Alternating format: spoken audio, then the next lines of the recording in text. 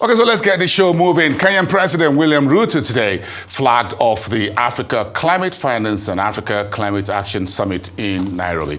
The high-profile event put together by the United Nations, the African Development Bank Group, and other partners is focused on how the continent can attract the much-needed financing to tackle all the issues around climate adaptation and sustainability.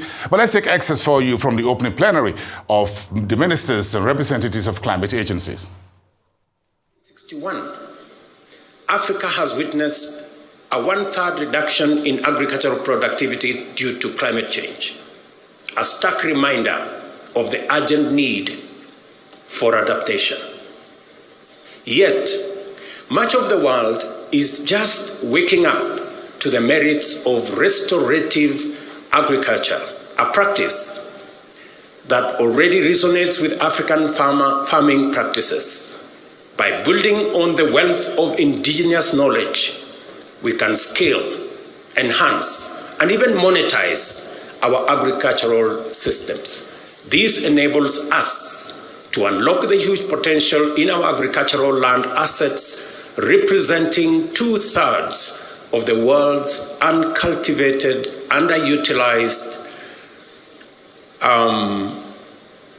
arable land, to feed our growing populations, and to do so in harmony with our invaluable natural carbon sinks.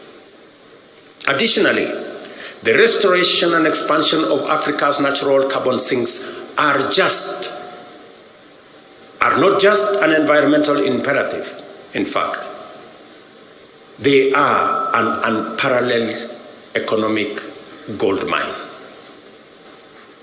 They have the potential to absorb millions of tons of CO2 annually, which should translate into billions of dollars if we were living in a fair world, improve livelihoods, and millions of opportunities across this continent. And I was having a conversation yesterday about a banker of one of the big multinational banks. And he was telling me about Africa's GDP. And GDP is about assets. It's about what you have. We have the carbon sinks that serves the world, cleans our environment, acts as sequestration of carbon that is produced by others. But we get nothing for it. It's not anywhere in our balance sheet. Everybody's assets are in their balance sheet. Some of ours are not in that balance sheet. The day we put our whole assets in our balance sheet, you will know that we are a very wealthy continent.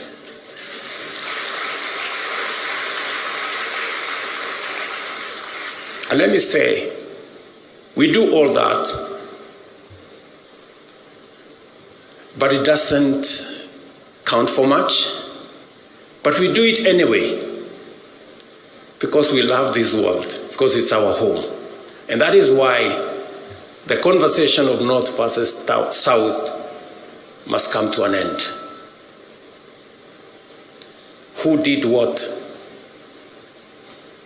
is not a conversation that we have the luxury to engage in, because when the apocalypse happens, it will happen for all of us, for the entire humanity.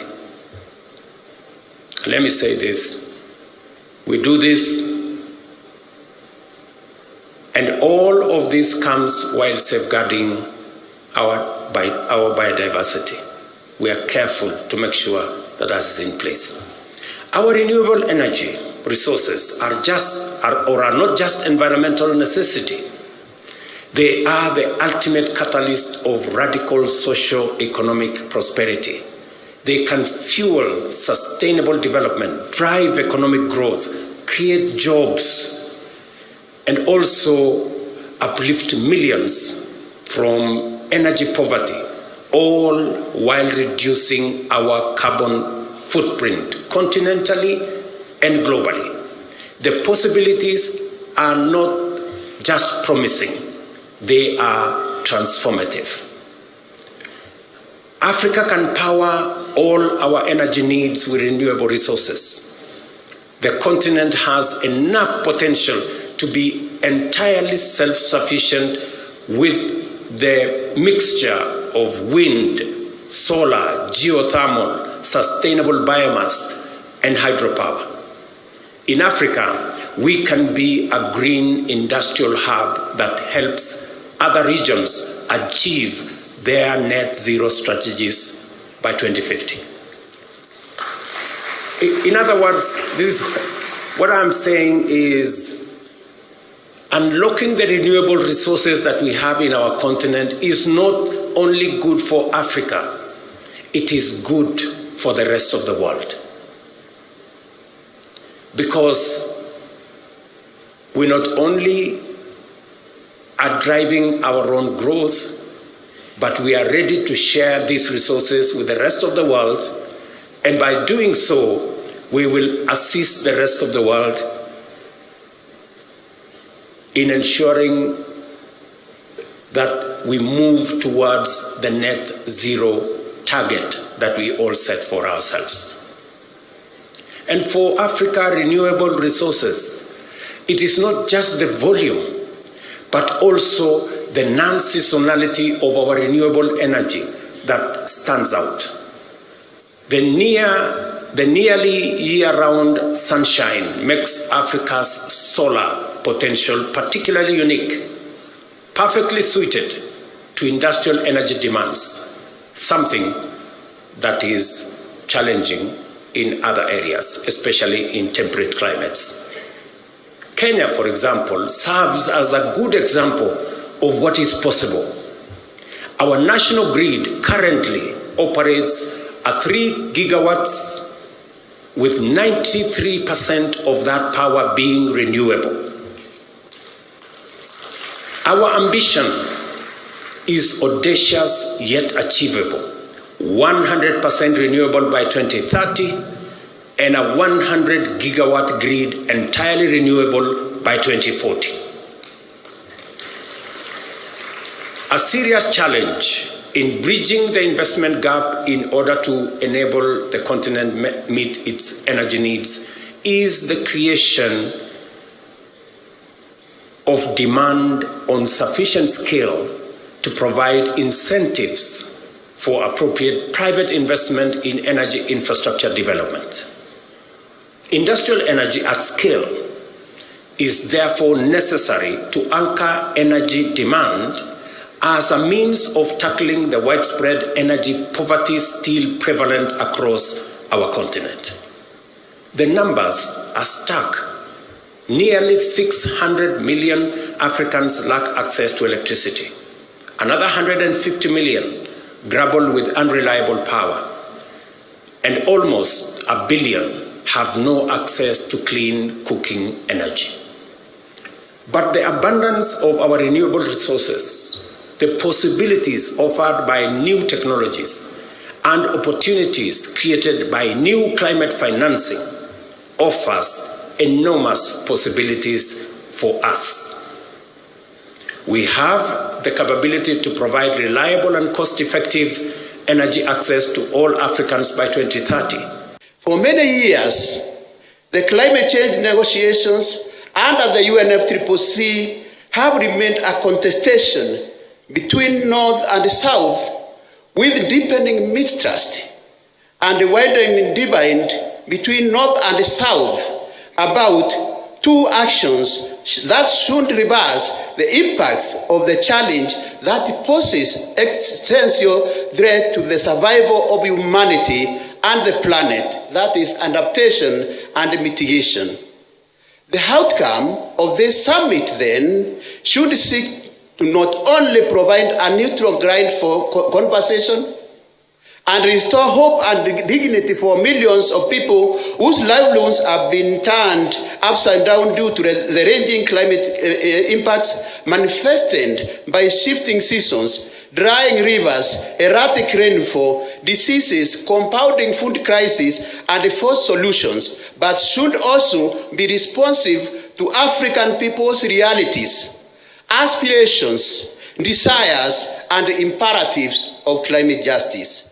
Top of these should be adaptation, underpinned by the principle of common but differentiated responsibilities. It is not just about coping with the impacts of climate change, but also about enhancing our solidarity in prosperity, resilience, reducing our risk, and seizing the opportunities which are coming with this challenge. This summit for Africa, by Africa, will help us tackle the climate crisis we see and feel all around the world. I speak to you today not just as the head of the UNFCCC, but as the former minister from a developing country. So let us talk about what we can do to stabilize the climate and build resilient societies in Africa and throughout the world. Development is, as it should be, a priority. I know personally the destruction that climate-related disasters can wreak on years of development. But the world is asking for a lot. Develop, but don't do it in the carbon-intensive way that we did in the past. Therefore, it is a global responsibility to collectively work out how we do that. Every day this week, we'll be putting our heads together to discuss how to build resilience to climate risks, transition to a low-emission economy, and collaborate on solutions, transforming our economies through a just transition that benefits all sectors of society. The primary goal of this summit is to propel our collective efforts on climate change and sustainable development forward. The fundamental driver of success for African green transition will be the availability of resources for investment, and these must be accompanied by the strengthening of the ability of the African countries to mobilize their own resources, their own domestic resources. And I believe in Africa we can do it. We have the resources. Let us start allocating the resources on the environmental agenda when we are doing our national budget. I believe that we have this capacity. So the fundamental driver of this success, as I say, for African green transition will be the availability of resources for investment, and those must be accompanied by strengthening of the ability of the African country to mobilize our own resources, build on the foundation of solid and inclusive economic growth. As a continent, previous growth models have been predicated largely on the sheep production and export of African raw material with a minimal value addition. We have to start adding value and create jobs for our youth and our women.